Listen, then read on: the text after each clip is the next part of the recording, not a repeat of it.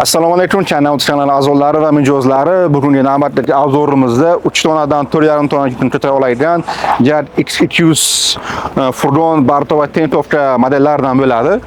Hozirgi kunda China Motorsda 3 xil assortimenti bor.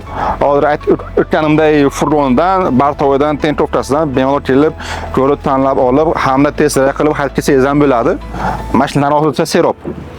Xo'p, birinchi navbatda furgonimizdan boshlaymiz. Furgonimizni tashqi tomoni ko'rsangiz bo'ladi. LED farlar oddiy far emas va pastki tumankalari bor. Yuragi bo'linish motordan boshlaymiz. Motor Euro 5 bo'ladi, 2 yillik motor. 61.7, 67 ga bo'lgan.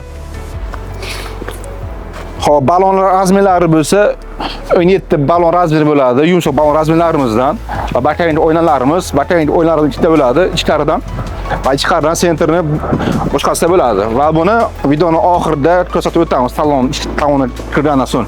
Xo'p, furgonimizni o'lchamlar kelgan bo'lsa, o'lchamlari uzunligi bo'lsa 3 metr 11 sm bo'ladi. Balandligi 1 metr 86 sm, eni ham 1 metr 86 sm. Va furgonimizni plyus tomonlaridan bittasi ashcha qilingan va orqa yon tomonda eshiklari bor. Kubasi bo'lsa 10 kuba bo'ladi. Xo'p, Bartovimizga kelsak, Bartovimizning ham uzunligi 3 metr 11 sm bo'ladi. Eni bo'lsa 1 metr 86 sm bo'ladi, balandligi bo'lsa 36 sm bo'ladi.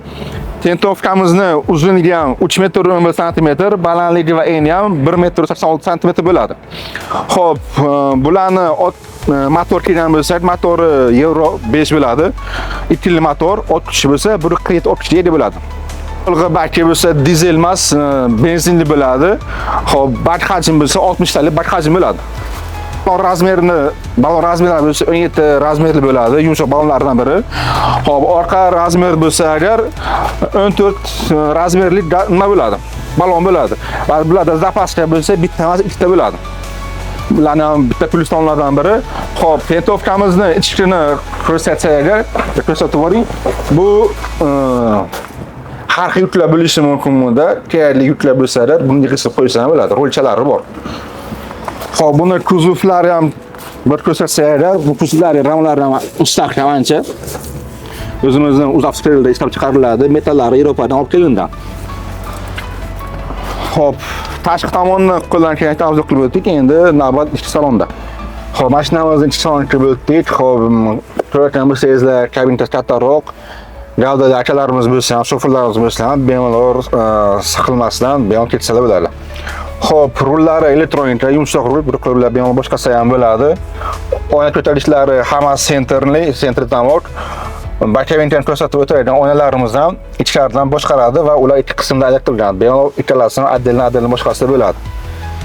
Xo'p, skorosimiz 5 pog'onali bo'ladi, rushnikimiz va o'rindiqasi 3 ta bilan sofer bilan.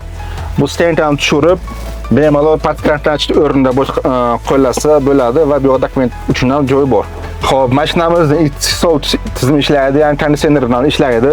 Xo'p, mashinamizda radiosi bor va telefon zaryadga qo'yish uchun ham USB out joylari ham bor. Xo'p, mashinalarimizni qo'ldan kelgancha obzor qilib o'tdik. Mashinamiz narxi kelgan bo'lsa, Tentovka varianti bo'lsa 255 million bo'ladi. Xo'p, Barto variantimiz bo'lsa 248 million, hamda furgon varianti bo'lsa 275 million bo'ladi. To'lovlari va mashina haqida to'liq ma'lumot olish uchun pastda raqam qoldiriladi. Bilan aloqa chiqsangiz bo'ladi. Aytgancha, video yoqqan bo'lsa, like va podpiska bosishni unutmang.